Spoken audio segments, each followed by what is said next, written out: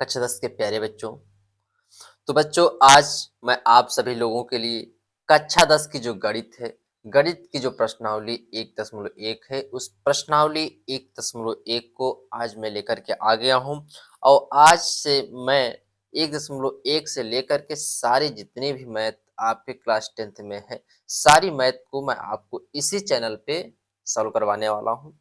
तो यदि आप चाहते हैं कि आप सभी लोग अपने मैथ और साइंस की अच्छे से अच्छी तैयारी कर सकें, तो इसके लिए आपको क्या करना है, चैनल को सब्सक्राइब करना है, ताकि आपको जल्द से जल्द हर एक चीज़ की नोटिफ़िकेशन मिल सके। तो चलिए मैं स्टार्ट करता हूँ। तो यहाँ पर क्या है, पहले यहाँ पर देखते हैं प्रश्नावली 1.1 में क्या है। तो प्रश्नावली 1.1 में दिया रहा है कि निम्नलिखित संख्याओं का एचसीएफ ज्ञात करने के लिए यूक्लिड विभाजन एल्गोरिदम का प्रयोग कीजिए। यानी क्या दिया, हमको क्वेश्चन दिया है। पहला नंबर क्वेश्चन देखते हैं। तो पहला क्वेश्चन जो है तो दिया है 135 और 225। 135 और 225 का हमें क्या करना है, इसका हमें एचसीएफ ज्ञात करना है। और कैसे याद करना है, यूक्लिड विभाजन एल्गोरिदम से ज्ञात करना है। चलिए देखिए कैसे ज्ञात करते हैं। तो आपको पहले देखेंगे इसमें छोटा कौन है और बड़ा कौन है। छोटा कौन है और बड़ा कौन है। तो देखा जाए 135 जो है वो छोटा है और 225 जो है बड़ा है। तो आप पहले यही देखेंगे पहले कि जो 225 है वो बड़ा है और जो 135 है वो छोटा है। एक ना देखने के बाद देखो क्या है, यहाँ पे क्या रहा है, एचसीएफ ज्ञात करना है। तो एचसीएफ तो हम ज्ञात कर सकते हैं दूसरे तरीके से भी, और उसका आंसर भी उतना आ जाएगा। लेकिन यहाँ पर हमें दे रखा है कि किससे ज्ञात करना है, आपको यूक्लिड विभाजन एल्गोरिदम से ही ज्ञात करना है। तो चलिए मैं एक नॉर्मल तरीके से आपको इससे ज्ञात करके दिखाता हूँ। क्या है, जो 225 जो है बड़ा है, उसको अंदर रखेंगे यानी भाज्य मानेंगे, और 135 है इसको बाहर करेंगे। ऐसे देखेंगे तो कितनी बार में जाएगा, एक बार में जाएगा, सॉरी हाँ एक बार में जाएगा। 135 कितना बचा, 5 में से 5 गया 0 बचा। यहाँ कितना है, 2 यानी 12, 12 में से 3 गया 9, 3 12, 90 बचा। अब देखिए 90 छोटा है, 135 बड़ा है। तो क्या करेंगे, 135 को ले आएंगे अंदर। कहाँ ले आएंगे, अंदर ले आएंगे। जब अंदर ले आएंगे तो यहाँ पे देखो क्या होगा, कितनी बार में जाएगा, यहाँ पर भी एक बार में जाएगा तो हो जाएगा 90। कितना बचा, 5 में से 0 गया 5 बचेगा, 13 में से 9 गया 4 बचेगा। अब देखो 45 आ गया, 45 यहाँ रहेगा और 90 को हम ले आएंगे यहाँ पर। तो 45 दूना 90, कितना आया, 90 आया। अब देखो यहाँ पर लास्ट में कितने से डिवाइड किए हैं, तो लास्ट में 45 से भाग दिए। तो इसका मतलब इसका एचसीएफ कितना हो जाएगा, एचसीएफ इसका हो जाएगा 45। एक ये भी तरीका है एचसीएफ ज्ञात करने का, लेकिन ये छोटे लेवल का है। क्या है, ये छोटे लेवल का तरीका है। आप लोग पहुंच गए हैं कक्षा 10 में, तो आपको क्या है थोड़ा दूसरे तरीके से लगाना होगा। तो यदि आप एचसीएफ ऐसे लगाकर चले आएंगे तो आपको एक भी नंबर नहीं मिलने वाला। आंसर तो आ जाएगा लेकिन एक भी नंबर आपको नहीं मिलेगा। तरीका क्या है इसका, यूक्लिड विभाजन तरीका क्या है इसका, ये तरीका है। तो हमने देखो क्या करना है, करना यह है कि 225 को आपको क्या करिए, 225 को आप भाग दीजिए। पहले किससे भाग देना है, 135 से। 135 से भाग देंगे, देखो 135 को भाग देंगे, बोलते 135 से भाग दिया। यहाँ पे देखो 225 को हमने 135 से भाग दिया तो भागफल कितना आया, एक आया था। क्या था, एक आया था। तो आपको क्या करना है, यूक्लिड विभाजन परिमेय क्या कहता है, यूक्लिड विभाजन परिमेय के अनुसार आपको चलना है। तो यूक्लिड विभाजन परिमेय आप जानते हैं क्या कहता है, वो कहता है कि जो ए बराबर बी, यानी क्या बी क्यू प्लस आर, इस रूप में होना चाहिए। किस रूप में, इस रूप में आपको होना चाहिए।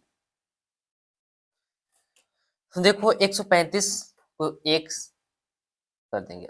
अब देखो शेषफल प्लस आर, आर का मतलब क्या था, शेषफल। तो शेषफल इसमें कितना बचा है, शेषफल बचा हुआ 90। यहाँ पे लिख देंगे 90, कितना लिख देंगे 90। अब यहाँ पर देखो शेषफल कितना हो गया, यहाँ पर शेषफल हो गया हमारा आर बराबर कितना हो गया, आर बराबर हो गया 90। लेकिन कहने का मतलब ये है कि शेषफल कितना होना चाहिए, शेषफल 0 आना चाहिए। क्या आना चाहिए, 0 आना चाहिए। यानी जो शेषफल है 0 के बराबर नहीं। जब तक शेषफल हमारा 0 नहीं आ जाएगा तब तक हम ऐसे इसको सॉल्व करते रहेंगे। अब आगे देखते हैं, अब इसको नहीं, अब इसको लेंगे। क्या लेंगे इसको। अब देखो अंदर कौन है 135 है, तो लिखेंगे 135 बराबर किससे भाग दिए हैं 90 से भाग दिए हैं, चल देंगे 90 फिर गुणे भाग देने पे कितना है भागफल, भागफल आया है 1, तो लिख देंगे 1 फिर प्लस शेषफल कितना आया था 45 आया था, तो लिख देंगे 45। यहाँ पर देखो शेषफल कितना आ गया, तो यहाँ पर शेषफल आ गया हमारा 45, कितना आ गया 45। और हमने क्या बताया था जब तक शेषफल 0 नहीं आएगा तब तक इसको सोल्व करते जाएंगे, यानी जो r है वो 0 के बराबर नहीं है, यानी 0 नहीं है। आप क्या करेंगे इसको छोड़ देंगे, आप किसको देखें इसको 90, क्या लिखेंगे 90। अब यहाँ लिखेंगे 90 बराबर 90 को किससे भाग दिया गया है 45 से भाग दिया गया है, तो 45। फिर देखो 45 से भाग दिया तो भागफल कितना है 2 आया है, तो गुणे 2 कर दिए। फिर देखो प्लस शेषफल, तो शेषफल कितना आया है, शेषफल आया हुआ इसमें 0, क्या है 0। अब देखो हमने क्या बताया था जब आपको शेषफल आ जाएगा 0, यानी क्या आ जाएगा शेषफल में रिमाइंडर आ जाएगा 0, जब शेषफल 0 आ जाएगा तब आपको क्या करना है इसको सॉल्व करना बंद कर देना है। अब जब आपका शेषफल 0 आ जाएगा तो आपको देखना है कि अब भाग किससे दिए हैं लास्ट में, यानी किस चीज से भाग दिए हैं लास्ट में, तो जा करके शेषफल 0 आया है। तो लास्ट में भाग दिया गया है 45 से, किससे दिया गया 45, यानी जो लास्ट में 45 से भाग दिया गया है, यानी 45 से भाग दिया गया तब जाकर के शेषफल 0 आया है। तो जो मासा क्या होता है, जो मासा होता है देखो मासा जो होता है वो भाजक के बराबर होता है, किससे बराबर होता है भाजक के, भाजक के बराबर होता है। अब देखो इसमें भाजक कौन है 45 भाजक तो है, तो यहाँ पर 45 भाजक, इसका मतलब ये हो गया, यह मासा हो जाएगा इसका 45, कितना हो जाएगा 45। देखो इस तरीके से हमने जब मासा निकाला तब भी मासा 45 आया हुआ था, और हमने इस तरीके से निकाला इसमें भी 45 ही आया है, कितना आया है 45 आया है। तो 45 आया है इसका मतलब ये है कि इसका मासा कितना हो गया, इसका मासा हो गया 45। तो आपको मासा निकालना है, किस तरीके से निकालना है, यूक्लिड विभाजन एल्गोरिदम से आपको निकालना है। तो ये तो हो गया। अब चलिए अगला क्वेश्चन देखते हैं इसमें का अगला क्वेश्चन। तो अगला क्वेश्चन क्या है इसका, अगला क्वेश्चन 196 और 38,220, क्या है 38,220, इसको चलिए हम इसको भी सॉल्व करते हैं। अब अगला है 196 और 38,220, तो इसमें देखेंगे छोटा कौन है बड़ा कौन है, सबसे पहले यही देखेंगे। तो देखा जाए जो 38,220 ये बड़ा है, 196 छोटा है, क्या है छोटा है। तब छोटा है तब क्या करेंगे, हम क्या करना है मासा निकालना है, किस विधि से निकालना है, यूक्लिड विभाजन एल्गोरिदम से, यानी यूक्लिड विभाजन एल्गोरिदम से निकालना है, विभाजन एल्गोरिदम एल्गोरिदम से। तो अब देखें पहले हम नॉर्मल तरीके से निकालेंगे, पहले क्या करेंगे हम नॉर्मल तरीके से मासा निकालेंगे। तो नॉर्मल तरीके से निकालने का तरीका क्या है, जो छोटा है उसको आपको भाजक मानना है, जो बड़ा है उसको आपको मानना है भाज्य। ये हमने इतना कर लिया, क्या कर लिए इतना हमने कर लिया। अब क्या करते हैं चलिए इसे निकालते हैं, तो चलिए एक बार हम देखते हैं, यहाँ एक बार निकालेंगे तो हो जाएगा 196, क्या हो जाएगा 196। तो 12 में से 6 गया बचेगा 6, यहाँ पर बचा 7, 7 में से 9 नहीं 17, 17 में से 9 गया 9 और 17 8, यहाँ बचा 2, 2 में से 1 गया बचा 1, कितना बचा 186 बचा हुआ। आप क्या करेंगे इसमें से 2 उतार लेंगे, जब 2 उतारेंगे तो हो जाएगा 1862, यानी कितने जाएगा लगभग 2 के आसपास है, यानी 2 9 18, यानी 9 से जाएगा, कितने से 9 से, तो 9 से जाएगा कितना हो जाएगा 9 छक 54 के 4 हासिल 5, 9 9 81, 81 5 86 हासिल 8, 9 को 9 8 17। देखिए 2 में से 4 नहीं जाएगा, हाँ हासिल लेंगे तो 12, 12 में 4 गया 8 हो जाएगा, यहाँ बचा 5, 5 में 6 नहीं जाएगा 15, 15 में से 6 जाएगा 9, फिर 7, 7 में 7 जाएगा कुछ नहीं कट गया। यहाँ क्या बचा 0 है तो 0 उतारेंगे, क्या उतारेंगे 0 उतारेंगे। आप देखो कितनी बार में जाएगा, तो 2 नीचे 10 यानी 5 बार में, तो 6 पंचे 30 हासिल 3, 9 पचे 45, 3 48 का 8 हासिल 4, 5 9 5 4 9, यानी कट गया, कट गया। तो इन्हें देखो इसका देखो लास्ट में कितने से डिवाइड किया, यानी कितने से भाजक, इसका भाजक क्या है तो भाजक 196, तो इसका शेष जो मासा आएगा कितना आएगा, मासा आएगा 196। चलिए आपको दिखाते हैं आपको लिखना कैसे, तरीका कैसे है यूक्लिड विभाजन से। तो आपको क्या करना है यूक्लिड विभाजन तरीके में, यूक्लिड विभाजन तरीका आपने बता दिया, फिर क्या करना है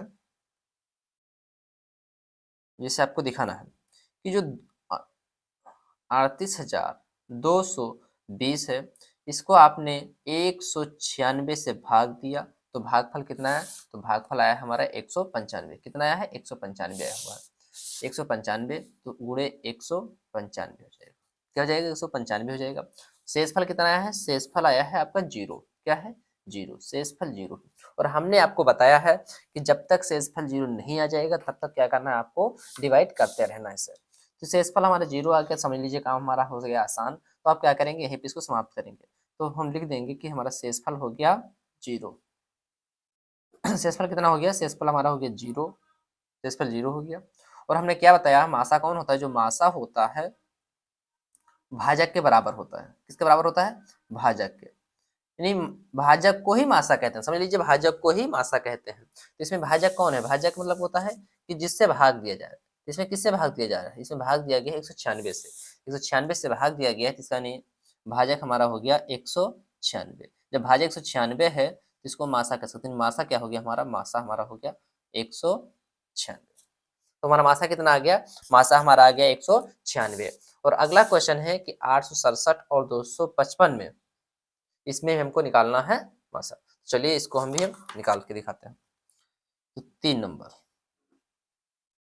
867 और 255 इसमें हमको निकालना है। तो इसमें देखेंगे छोटा कौन है बड़ा कौन। देखा जाए जो 867 है ये 867 बड़ा है, और जो 255 है ये है हमारा छोटा। क्या है? छोटा है। तो हम क्या करेंगे? हम करना क्या? हमको यूक्लिड विभाजन से, यूक्लिड विभाजन एल्गोरिथम से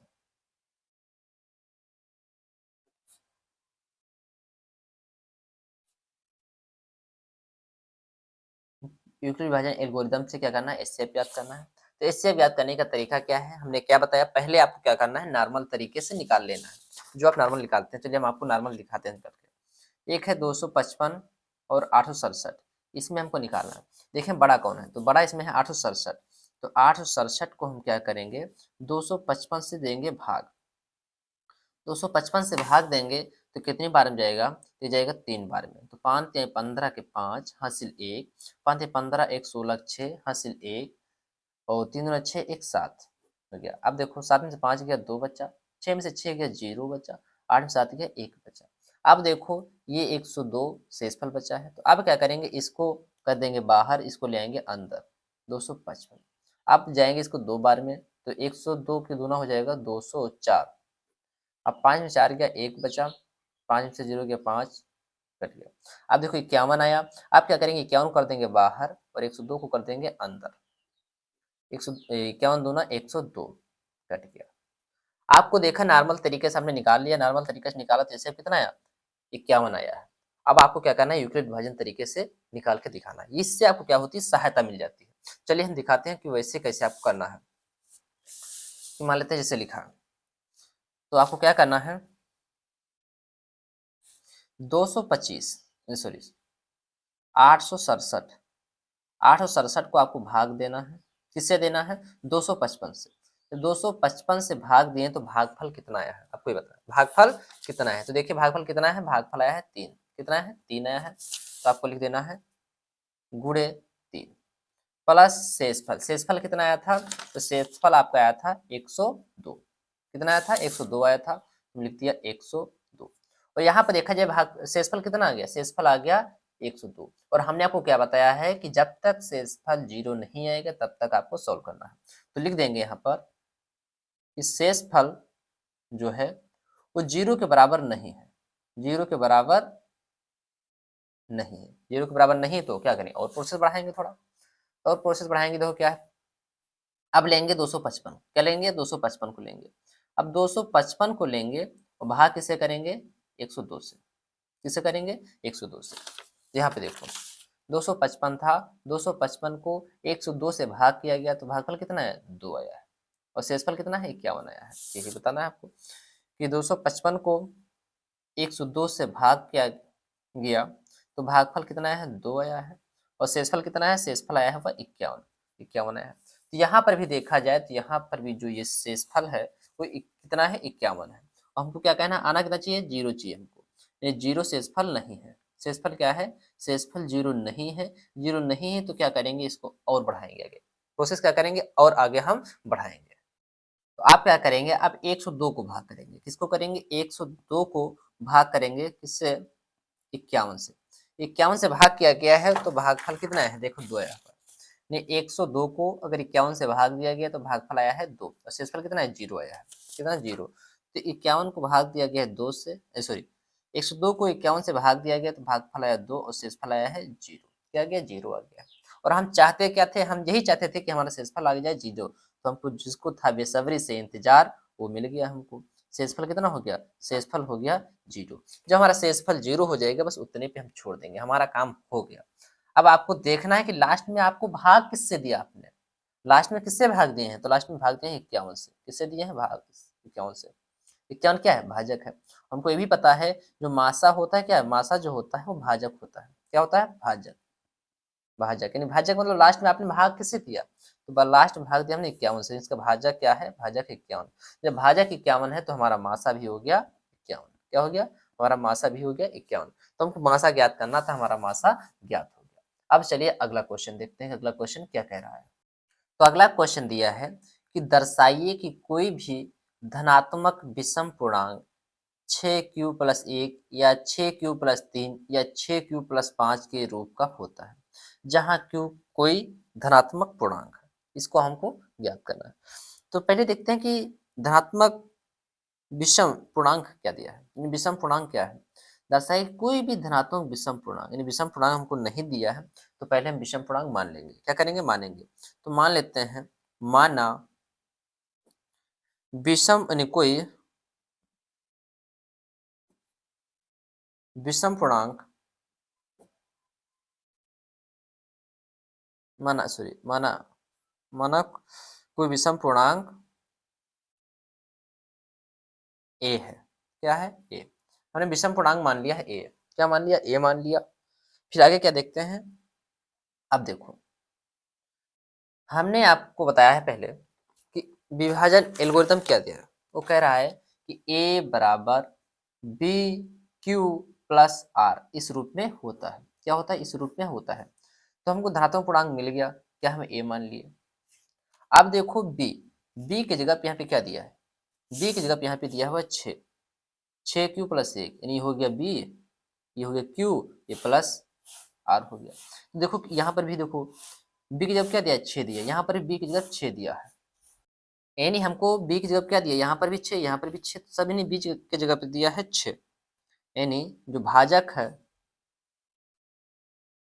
भाजक भाजक किससे होते हैं, बी से, वो कितना दिया है, 6 दिया है। कितना, 6 है।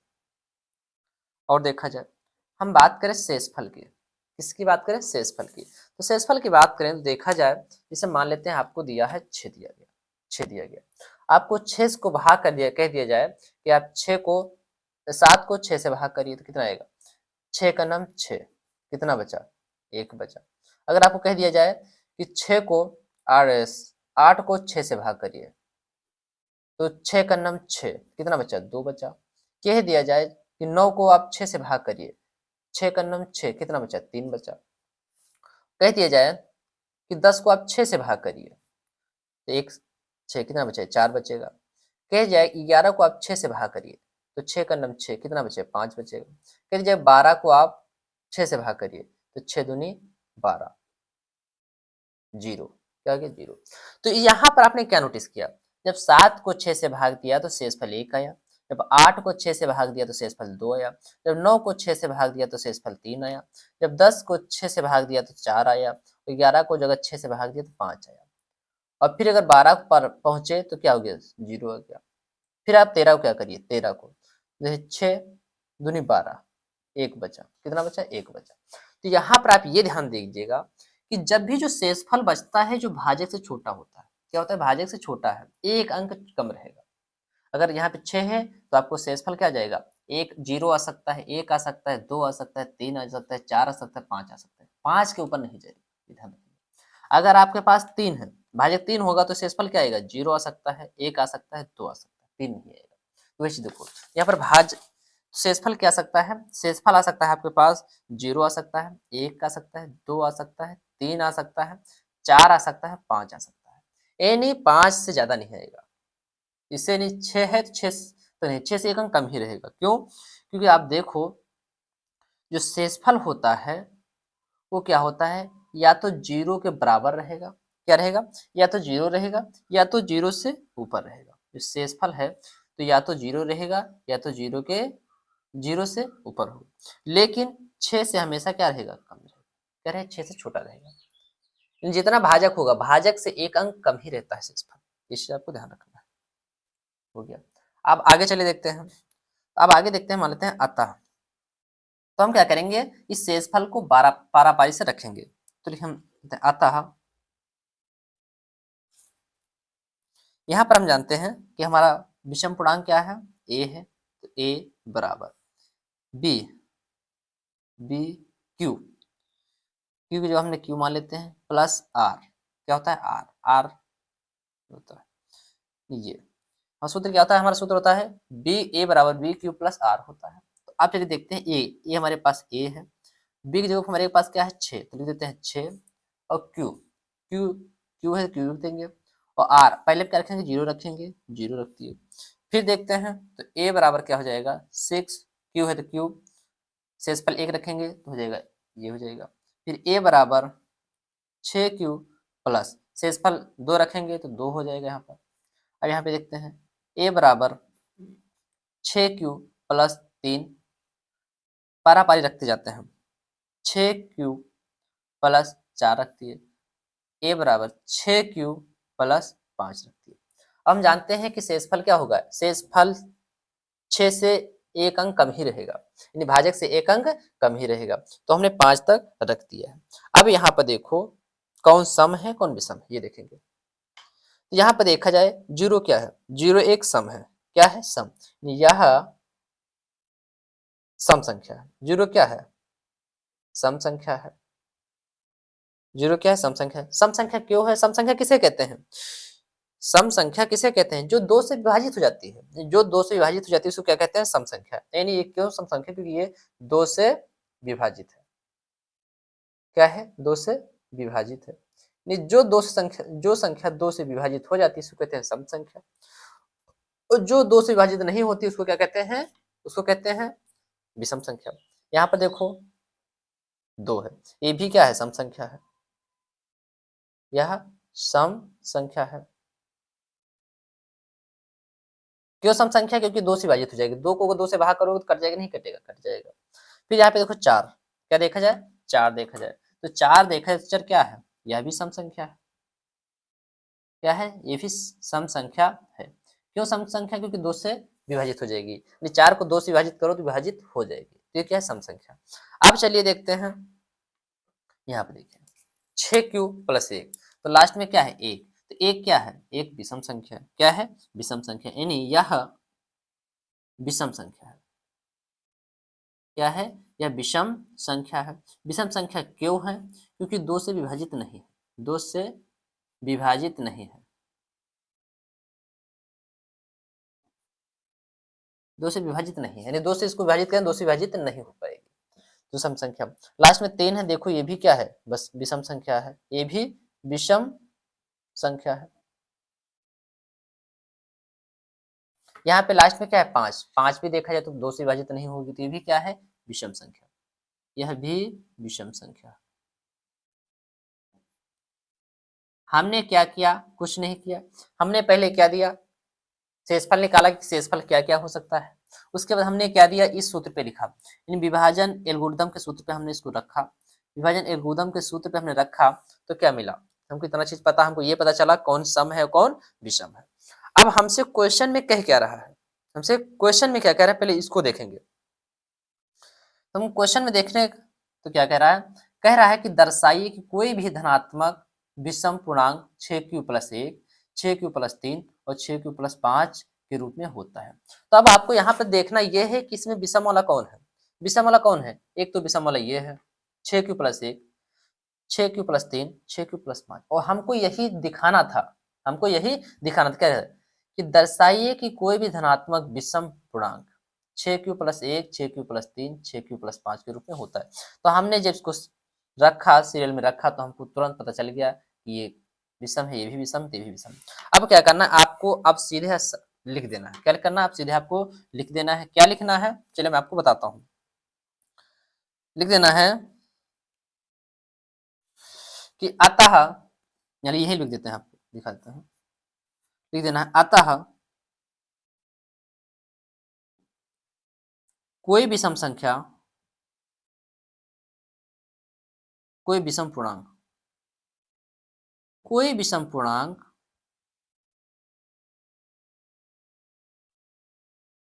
6q, पहला क्या है, पहला दिया है 6q, पहला क्या दिया है 6q+1, तो देंगे 6q+1 कामा, और कौन है 6q+3, 6q+3 कामा, फिर क्या है 6q+5, 6q+5 के रूप का होता है, के रूप का होता है,